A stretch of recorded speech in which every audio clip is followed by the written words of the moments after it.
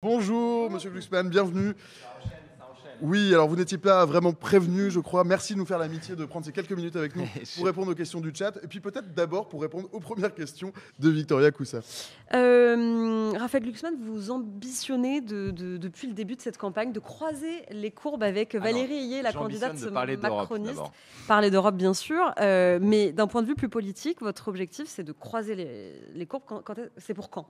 Quand est-ce que vous allez y parvenir ? Honnêtement, au début, quand on était sondé à 8% au début de la campagne, qui ambitionnait de croiser les courbes ?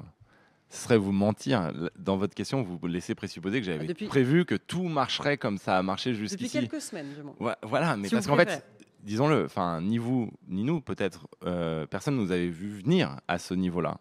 Et donc, on a créé une dynamique. Et moi, ce que je veux, plutôt que de parler de croisement de courbe ou parler de score, ce que je veux, c'est que cette dynamique s'amplifie. Pourquoi ? Parce qu'elle est ultra saine politiquement. Les gens qui viennent nous voir, ils sont enthousiastes. C'est pas un vote simplement de, si vous voulez, de calcul ou d'efficacité. C'est un vote de cœur. Moi, ce que j'entends dans les réunions publiques, les gens qui viennent me voir, c'est on a l'impression de respirer à nouveau, comme si on était enfin en accord avec nous-mêmes. C'est-à-dire qu'aux dernières élections, beaucoup de gens ont fait des choix différents en sacrifiant une part d'eux-mêmes. S'ils privilégiaient la solidarité sociale et la transformation écologique sur l'attachement à la démocratie et l'attachement à l'Europe, eh bien, ils votaient peut-être Jean-Luc Mélenchon.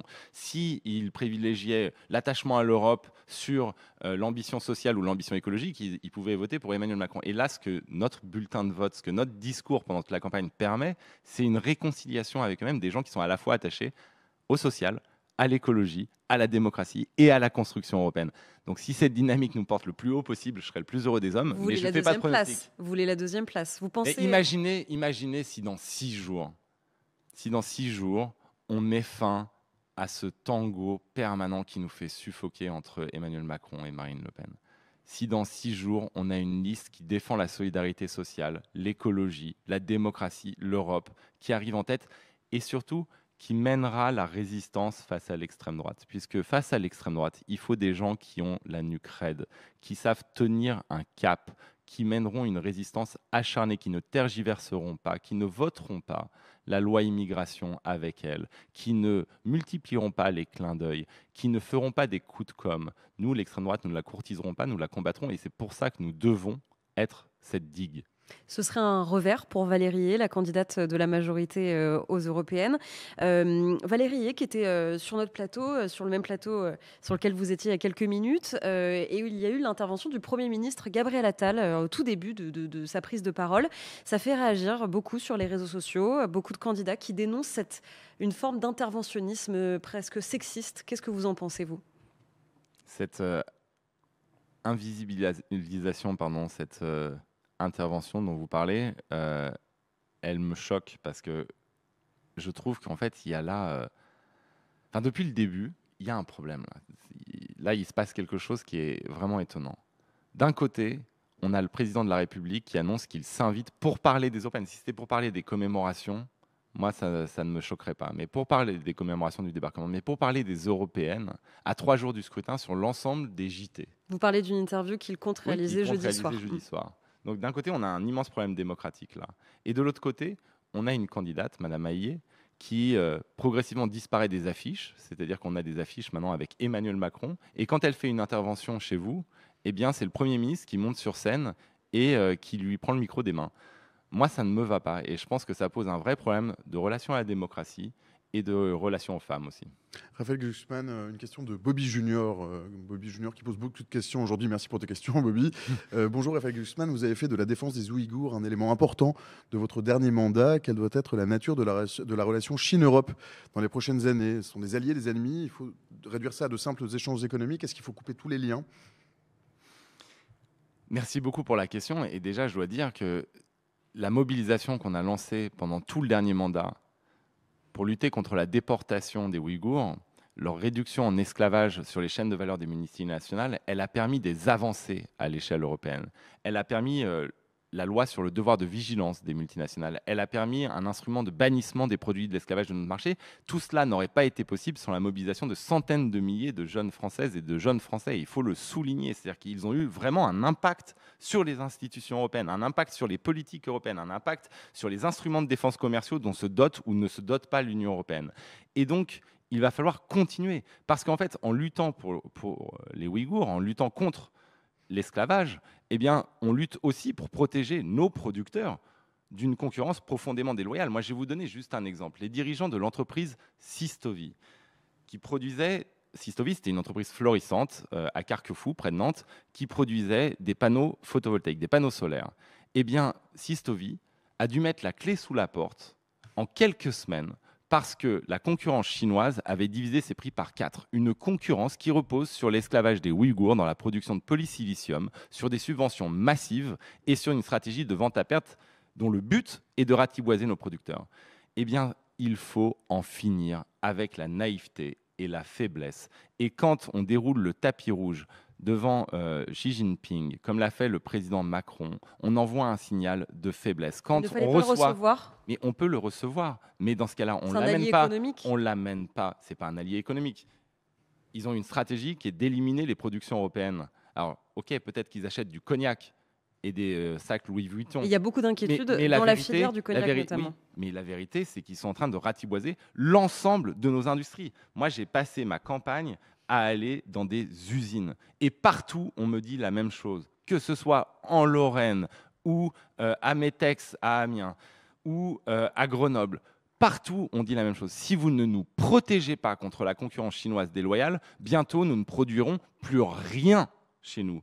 Et nos ouvriers seront au chômage. Et donc, il y a un moment, il faut se poser une question simple. Pourquoi les Américains, quand il y a une concurrence chinoise déloyale, ils taxent à 100% les produits chinois?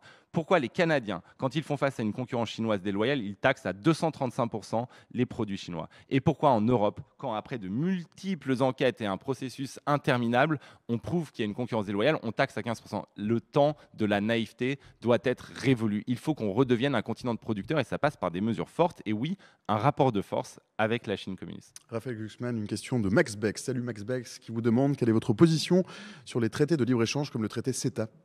Eh bien, je suis contre, pour une raison simple. Et d'ailleurs, j'ai voté contre les traités de libre-échange qui ont été soumis au Parlement. Et j'ai siégé en commission commerce international pour justement me battre pour qu'on sorte de la religion du libre-échange. Pourquoi? Pourquoi même le CETA, dont le gouvernement vante les mérites, c'est un problème? Parce que nous, ce que nous portons, c'est une loi, par exemple, Acheter européen, Buy European Act, qui vise à réserver les productions européennes, les commandes publiques européennes, en priorité aux productions européennes.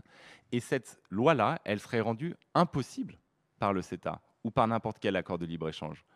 Et donc, en fait, c'est une limitation de notre souveraineté. Moi, je ne suis pas contre l'échange, mais je suis contre ces accords qui, finalement, soumettent les décisions de nos démocraties à des intérêts privés. Il y a des cours arbitrales privées qui pourront casser nos décisions sur la transformation écologique, par exemple. Mais c'est profondément antidémocratique. On se lie les mains. Or, justement, aujourd'hui, on doit sortir de ce libre-échange généralisé. On doit réaffirmer que le rôle de l'Union européenne, c'est d'abord de protéger les productions européennes et que le commerce, c'est utile, mais à condition que ça serve, un, nos intérêts stratégiques, deux, la lutte contre le réchauffement climatique. Et donc, cette idéologie que le commerce en soi est bon, qui a dominé les politiques européennes dans les années 90 et 2000, eh bien, a conduit certaines de nos régions à être complètement désindustrialisées, a conduit l'Europe à s'affaiblir géopolitiquement et a conduit le climat dans l'impasse. Donc, c'est non. Une toute dernière question avant de vous laisser, Raphaël Glucksmann. J'étais à votre meeting pour France Info au Zénith de Paris et vous avez dit « Je ne vous laisserai pas après le 10 juin ». Qu'est-ce que ça veut dire? La gauche va se chercher un candidat commun. Est-ce que ça pourrait être vous après les européennes? Alors déjà, laissez-moi me focaliser sur le 9 juin. C'est vous qui l'avez dit, donc oui. Mais moi, ce que j'ai dit, c'est que le cap qu'on a fixé dans cette campagne, et pourquoi ça marche? C'est parce qu'en fait, on a un cap clair, qu'on a un rapport à la politique qui est clair, qu'on refuse l'outrance, qu'on refuse la calomnie, qu'on refuse le mensonge, qu'on refuse la violence et qu'on porte un cap de transformation extrêmement profonde. Eh bien, ce cap-là, moi, j'en serai le garant. En candidat commun de la gauche? On ne reviendra pas. Non. Là, vous me projetez dans un monde qui n'existe pas. Non, déjà, parlons du fond. Sur les lignes politiques qui seront tranchées par cette élection, moi, je serai le garant qu'on ne reviendra pas dessus. Et donc, je serai impliqué dans le débat. Mais vous savez, construire une démocratie européenne, construire une puissance européenne, mais c'est une aventure extraordinaire. Et ce n'est pas par manque d'ambition que je vous parle d'Europe. Parce qu'en fait, moi, mon ambition, c'est d'être extrêmement important dans la construction de cette démocratie et de cette puissance européenne. Et en fin de compte, à terme, les changements qui auront le plus d'impact, la politique écologique, la politique commerciale, la réindustrialisation, tout ça, ça se décidera à l'échelle européenne. Donc, ne vous désintéressez pas de ces élections, même vous, les journalistes. Focalisez-vous là-dessus, parce qu'en fait, le 9 juin se décide réellement notre avenir. Midi 54, passé de 20 secondes. Merci Raphaël Glucksmann. Merci à vous. Merci d'avoir pris le temps in extremis de vous être déplacé jusqu'ici. C'est un plaisir. En direct du foyer Barack Obama dans les coulisses de l'auditorium de Radio France. N'est-ce pas? Merci monsieur.